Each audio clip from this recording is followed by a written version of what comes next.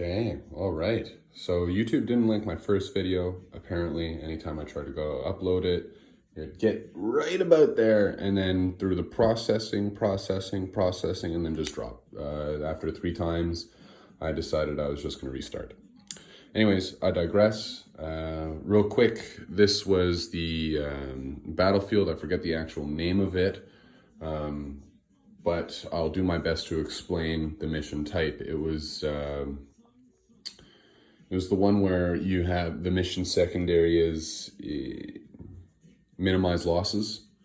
You know, if 75% or more of your army is alive, or 50 to 75, 25 to 50, you get victory points based on that. Deployment is 18 inches from the back line, sort of thing. So we had right about up to the edge of those oh my gosh, objective markers there. And again, from the back, I deployed on the back. Those 4 dice represent the 4 flags I was able to eventually put up from Raise the Banners secondary for me. Honestly, everything went right. I was playing against Tau, and I had top of turn, and they, despite that, still decided to deploy forward for my 10-man assault intercessor squad to come on in, tag the stealth suit team that was there, and then just slowly bad touch everyone, whether it be from the heat rays or the flamers or the chainsaw swords.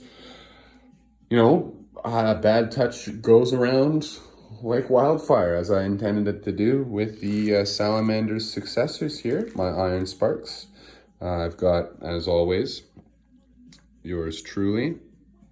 Boom, boom. Classic, giving myself the second warlord trait.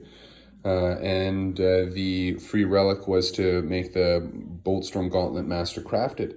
So in the end, I was able to regen 1 wound a turn, 6 up shrug, and I was toughness 7 on top of armor of contempt, and the damage 3 power fist, and strength of 4, AP -1, pistol 3, damage 2 from there. So that was nice. Obviously the leader units of the Apothecary and Tech Marine, so Chief Apothecary and Master of the Forge, if I'm not mistaken. Master of the Forge here was in the back lines on that objective, making sure that this Venerable Dreadnought hitting on 2's worth it, actually, or distraction unit, along with the 2 twin Volkite Relic Contemptors, costing me 1 command point each to bring. Holding the back line there, putting down fire support any which way. This is not the actual layout we had, but it is reminiscent of it in the fact that there is just missing the centerpiece that sort of went diagonally across like that to interrupt the board. 3 layers here, 3 layers here, and 3 layers here. Even 4 on this one, I think. It was the bigger of the 2 end pieces with walkway going through the middle. And it was an absolute wondrous time for Imperium fans. We just walked up, steady stream. Unsung heroes, I think, are the infiltrators here, who I was able to keep alive the entire game, in the middle of the 3-leveled structure here, holding the middle of the board for me, so I can have a 12-inch denial bubble around them. As well as guaranteeing me 2 points on oath every turn. I think that was chef's kiss, amazing. And we have the 5-man Eradicators here, who came down the side shooting at the Riptide and any other, at the Devilfish originally, first turn, that he decided to move up mistakenly and get popped by me during the top of turn. 2 5-man Flamestorm Aggressor sides came down 1 each side just to sweep and clear.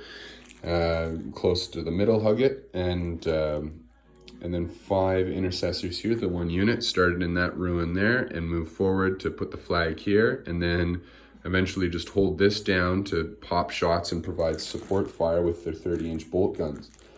Meanwhile, the chief apothecary followed the eradicators and 5-man unit of aggressors down here to try and heal them to ensure that they survived and were able to continually output damage so I can get good returns on that investment. And then, well, obviously me, a beef stick following the eradicators because they are the one unit of eradicator I have, and I need to keep them alive and kicking. So hence why the apothecary was there to bring them back too. And then my lieutenant followed the other side just to make sure that the other 5-man unit of aggressors and the 10-man unit of assault intercessors would be a little more efficient with the rerolling ones of wounds. And as you guys all know, or should know now, now that we salamanders are a beefcake supremes, in that you cannot reroll wounds against us. And a few times that actually did pop up and end up saving my keister. So yeah, that's a quick breakdown of this. I managed to make that a lot faster. Not so much ramblings right now, but it was quite nice. Yeah, the Venerable Dreadnought is, you're probably asking why I was there. It is the last thing that I put in the list because, quite frankly, I just wanted to bring things that I wanted to reflect the Salamanders theme. And so that's flamers and heat rays. So, you know, did that, and then, as you know, you can tell, you know, dragon armor as best I could. I'm no Michelangelo, no Picasso, or whatever famous sculptor there is, but I get by. I may look okay. Yeah, is that gonna zoom? Yes, that's not bad, huh? That's not bad. Yeah. Anyways, I hope that this is interesting and of value to you, because I don't, you know, I don't think this is too much of a standard competitive Space Marine list. You know, clearly it is salamanders in that I've got, what, 10, 20 flamers, 5 heat rays, and but you know, my dreadnoughts are not so much salamander themed. The twin Volkite, I'm bringing them because of the mortal wounds, and just the nature of the game right now is the mortal wounds. I'm really hoping that the new Primaris dreadnought that they're coming out with in a couple of months, or that's rumored to come out, I should say, with the melt-a-gun option. I'm really hoping that it's good, because I really want to have a salamander themed dreadnought, you know, and I'd like that. But the range is the beauty of it. The fact that these guys can just sit the back and then just keep going, boom, boom, boom, boom, boom. Melta is generally close ranged, and that's the weakness of it. And so that's why, you know, I've only got 5 here, but they count as 10. They're doing good. Anyways, I hope you have a wonderful day and that this video found you well. I hope that you're getting better every day in some way. And see you in the next. Peace. Wait, before I go. If you have any thoughts, comments, questions, or concerns, please do not hesitate to voice them in the comments below. I think I've been around the streets enough. If you have anything negative to say, I think that's more of a reflection of you than me right now. And especially since this is just a hobby at the end of the day. So, love ya.